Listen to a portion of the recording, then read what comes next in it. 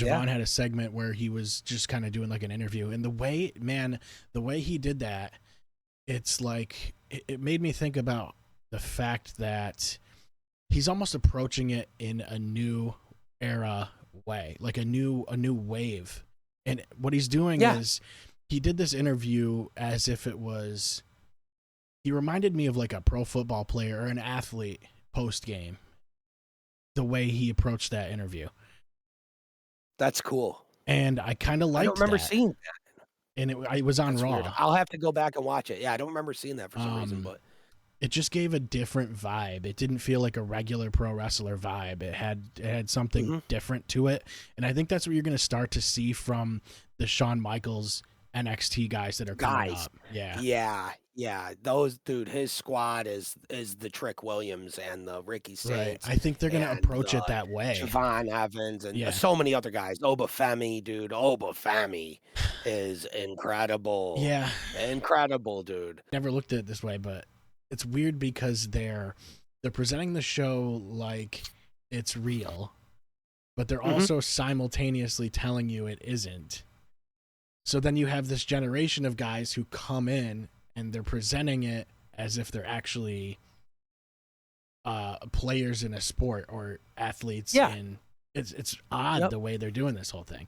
But it works. Yeah, and it works. it Because feels what like it's about is it's actor, stuntmen extraordinaires, athletes that are also actors and also stuntmen doing really high risk performance to tell the story about this sport that they're all the athletes in it. Right. It's hard for people to like perceive the layers of that sometimes. Not that it's anything that crazy, but just sometimes when people watch wrestling and they don't get it, I think they don't realize that that's what they're seeing. It's not like it's real athletes taking real risks to act out the storytelling and the live show TV series almost like a fucking, I don't know, any TV series like a Sopranos or some shit that runs for all these seasons, right? And it has reoccurring characters that tell the stories in it.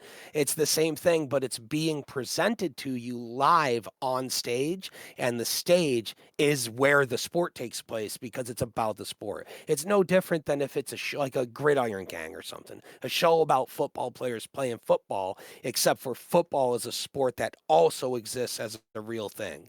Whereas pro wrestling doesn't exist as a real thing. That it has any significance anywhere, you know? Yeah, it's not like you look at it and you go like, okay, well they're bringing these guys in, like they're showing the people walking in with their suitcases and all that stuff like it's an NBA game. Think of it this way: the WWE product is like if the NBA started to shoot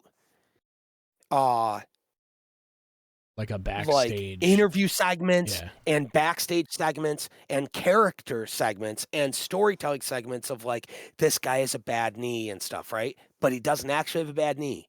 But he is actually a 6'10", 300-pound athlete, center monster guy. You know what I mean? Who can really play ball. But then the game was a game where they knew the outcome. And they knew this team had to win, and they had spots figured out. Right. Of like this guy hitting a buzzer beater 3, but that means he's got to be good enough to hit the fucking buzzer beater 3 live when it's going to happen. Right. There's equivalent moments like that in WWE, and people don't look at it that way. Yeah. WWE, the only difference is that the pro wrestling sport that they are telling the story of the athletes performing in isn't a sport that we're all used to growing up with the real version of. Right. That's it. Well, the NBA might be fixed not anyway. To go on a random. The NBA is probably fixed, but it's fixed for betting, and it's usually fixed by the refs who are controlled by people and shit. It's a whole mess.